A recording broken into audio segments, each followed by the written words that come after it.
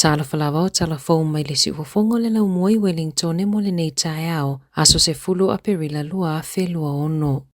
E masani tau sangata itasi ona whaatali le toa tele se ilata i le tau malulu, whatoa anga i le whaitu i pui o fulu, o lo li poti e le One News i le aso, le toa tele o tangata i au se talia e maua i le fulu, talu mai le amatanga o le tau sanga nei, e lua se fulu lima afe tangata i au se talia na whaamao nia i le fulu, mai a Januari e o mai a mati, o le toa tele o tangata i le oanga e wa aise fo mai pe a maua i le fulu, mai toi whaasolo manuia lava e le i e aini tonga fitinga, e mawhaiona mauaini a whianga o ngaonga i tangata matutua, tamaitila aiti, tina maitanga, whaapea i lātou e ai maitu mau, e ai le maisila, ngase o le fatu. E tu sama le tolu se furu lima afe tangata mali liu le fulu i tau sangata itasi i au se tālia, mali se fulu valu afe tau fia i fale mai. O le whai au tui pui o le fulu, le awala e whaamauti noa i le pui mai ai mai le fulu, mo tangata uma amata mai le pepe ono masina,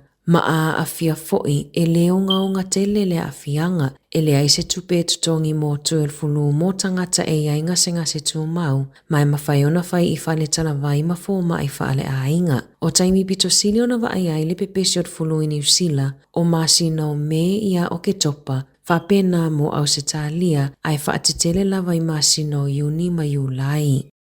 E mawhaiona ono a vea le watea po o le space, manofoanga tau mau mo tangata i le lua whelua walu, pei ona tā ua isu enga a scientisi. E le o tau mamau ai tau no mai lau whanua le whainga malanga anisi o le au isu en na o le masina. Saunua se tasi o scientisi e whaia o ngai le University of Victoria e whaapea, o le malanga i o tangata isu e le masina, o se la asanga mua lea e mawhaiai o na wa ai e ave tangata malanga i le pane tau Mars. E tele vaenga e ao na whaalelea i a mionga a tangata ai le i whaia i a fuafuanga. Ai le o se tūlanga o le a whaanatinati ai le whaataunga o whale, ai whaatalitali a wanoa e anga i le watea pei ona lipotia isu enga.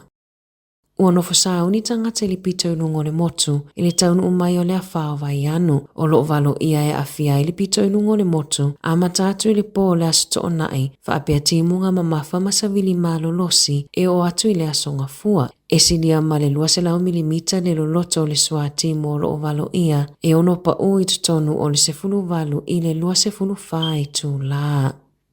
O lo ofesosoani malo si le poto whafolingo masini po le AI, e whaalelea mawhaia tatau whaasese lunga le initaneti, ua whainga tā aiona i loa le ese ngā wata moni ma tapepelo. Whaailoa le net safe, e la tai leono sfuru lima afe tā lātu pena ngau, a tangata i whainga tau whaasese, i masina e tolu mua o le lua afe lua ono. Ua tele ina whaau ngā tools po o porkalame ese ale AI, e fesuisuia i ai leo mawholinga i lunga wata ma videos.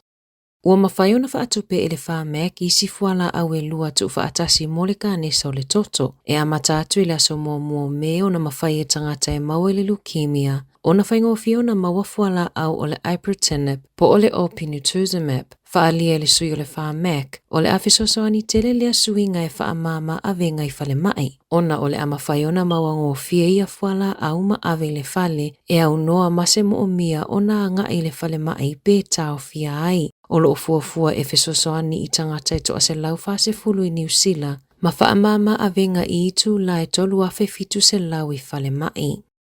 Ua whaalau i loa mai ta avale le whaamoimoina i New Zealand, o le Ford Escapes ma le Ford Focuses, i tu ainga ta avale e pito siliona leanga ngofie, o le tausanga taluaina le toi whaatauina i ta avale a le Ford o le Focus, whaapea le Escape, le uawe ese mamaketia New Zealand, na maua isu enga le tele o whaafitau li iafi o ia taavale, whaapea tōtonga mawaenga o le taavale e alu ele tise, na fesilingia ele le teo New Zealand se whaamatalanga mai le kamupania le Ford.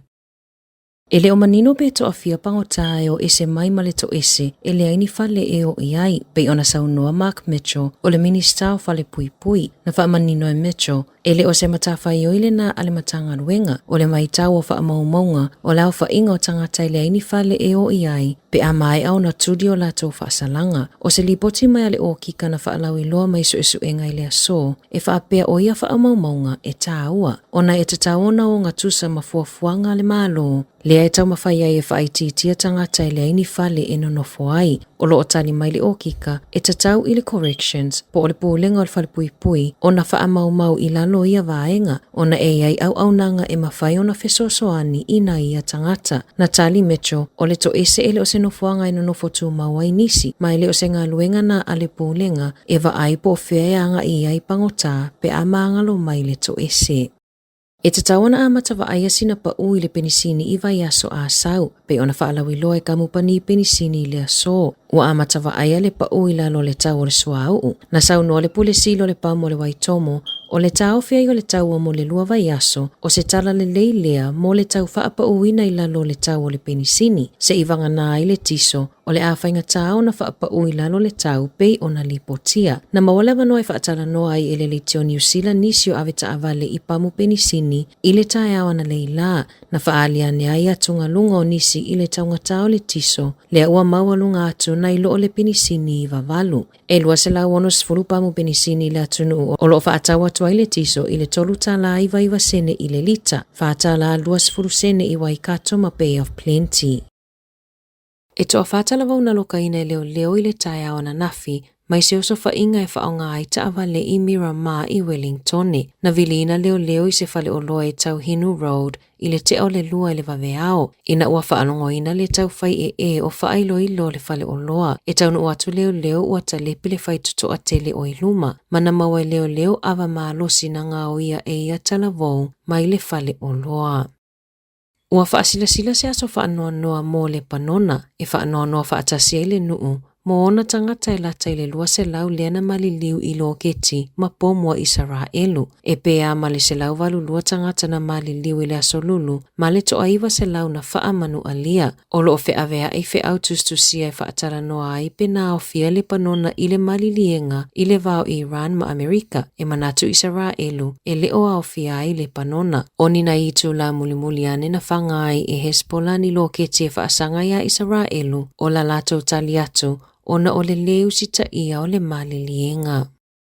Ua momolia lo whaanga a le blues i le lato tamata alo Cameron Swafoa le ana whaamao niua maua le kānesa i le lua whelua tolu, ma ua maua talalata mai ua isi tūlanga tinga ina, na malolo li taia Swafoa mai la kapi i le lua sfurufitu o na tausanga. O alo whaanga le blues ua whaali atu e ala lea i le waliina ina o lato laulu, pe o ti whaamama foi, e tu sai mali poti o le Hurricanes lea e whetau i ma le blues i le whai unga o le vai aso. Tala fōwia mai le siufofonga o le lau mua mo le nei vaenga o le tae ao.